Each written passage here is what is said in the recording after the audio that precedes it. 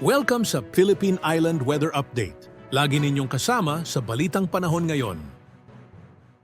Patuloy pa rin ang epekto ng iba't ibang weather systems po sa ating bansa. Una na dyan ay ang pag-ihip pa rin ng northeast monsoon or amihan sa may extreme northern Luzon. At ang shear line naman po sa may silangang parte ng northern Luzon, ito yung linya kung saan nagtatagpo po ang malamig na amihan at mainit na easterlies. At meron pa tayong Intertropical Convergence Zone or ITCZ sa timog at silangang parte po ng Mindanao. Ito yung linya kung saan nagtatagpo ang hangin from the northern and southern hemispheres, kaya magiging mataas na rin po ang tsansa ng ulan hanggang bukas. Base naman sa ating latest satellite animation, wala po tayong namamataan na anumang low pressure area pa or bagyo na papasok ng ating Philippine Area of Responsibility sa mga susunod na araw.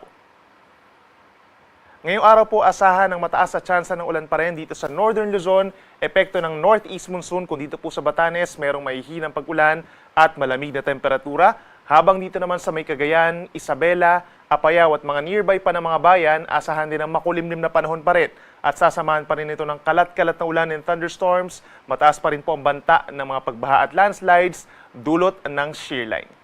Sa natitirang bahagi naman ng Luzon, asahan pa rin ang bahagyang maulap at minsan maulap na kalangitan na sinasamahan pa rin po ng mataas na tsansa ng ulan kung dito sa may eastern side of Luzon, particularly sa paligid ng Sierra Madre, dito po sa may Aurora at sa may Quezon, sa may paligid ng Banahaw, at maging dito rin po sa may Bicol region, pagsapit ng hapon yan hanggang gabi. Habang sa Metro Manila at mga kalapit na lugar, may mga areas pa rin po, may mga times pa rin na makulimlim ang panahon, lalo na sa tanghali at sa hapon.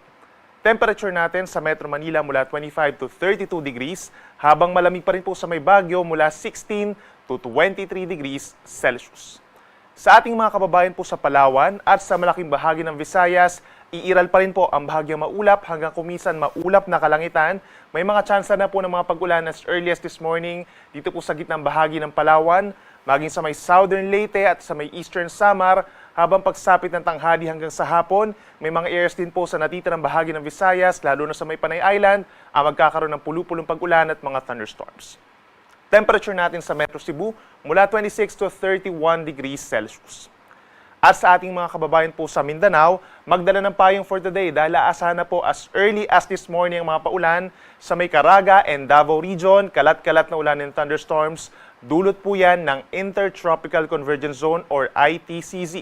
Sa natitirang bahagi ng Mindanao, may mga areas din po sa may Basilan, Sulu, Tawi-Tawi, southern portion of Zamboanga Peninsula and Socsalgen. Magkakaroon na ng mga paulan as early as this morning. At ang natitirang bahagi pa ng Mindanao, magiging makulimlim na po pagsapit ng hapon at mataas din ang tsansa ng kalat-kalat na ulan and thunderstorms, dulot pa rin ng Intertropical Convergence Zone. Temperature natin sa may Metro Davao hanggang 32 degrees, habang pinakamainit pa rin sa may Zamboanga City and Cotabato hanggang 33 degrees Celsius. For today, asahan pa rin po ang maalon na karagatan dito po sa may baybayin sa may Northern Luzon. Epekto pa rin po yan ng northeast monsoon or hanging amihan. Pero pagsapit mamayang gabi, unti-unti na itong lalakas. Posibleng umakyat sa hanggang 4 na metro pagsapit po mamayang gabi. At bukas, posibleng magkaroon na tayo ng gale warning kung saan posibleng umabot sa 4.5 hanggang 5 metro ang taas na ng mga pag-alon, lalo na sa may Batanes and Babueng Group of Islands. Ang natitirang baybayin po ng Luzon, Visayas and Mindanao, nasa kalahati hanggang 1 metro ang taas ng mga alon, at kapag may mga thunderstorms, posible ring umakyat sa 2.5 metro. At para naman sa ating 3-day weather forecast, for the rest of the weekend, asahan po ang paglakas ng northeast monsoon or amihan. Aasahan yung pagbaba pa ng temperature sa maraming parte pa po dito sa may Northern Luzon, kabilang na dyan ang Ilocos Provinces, Kalinga, Apayao, Batanes, and Cagayan.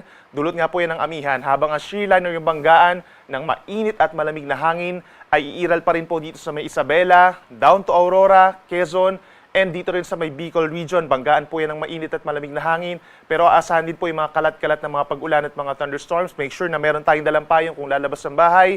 Habang ang malaking bahagi po ng Mindanao at dito rin sa may Eastern Visayas, nananatili pa rin ang epekto ng Intertropical Convergence Zone by tomorrow. Make sure po na meron tayong dalang payong at lagi magantabay na sa mga advisories and heavy rainfall warnings po ng Pag-asa.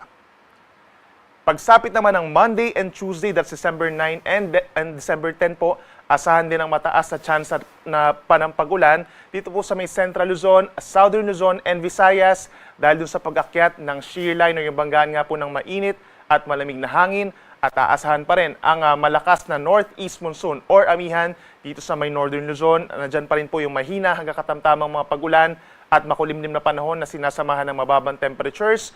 Make sure po dito sa ating mga kababayan sa may Aurora, Quezon Province, make sure na meron tayong dalang pananggalang sa ulan at mag-ingat din po sa banta ng baha. Dito rin sa may Bicol Region, Eastern Visayas, pinakamatataas po ang tsansa ng ulan, habang magkakaroon din ng mataas sa tsansa ng ulan for the rest of Central, Southern Luzon and Visayas sa susunod pa na 2 araw.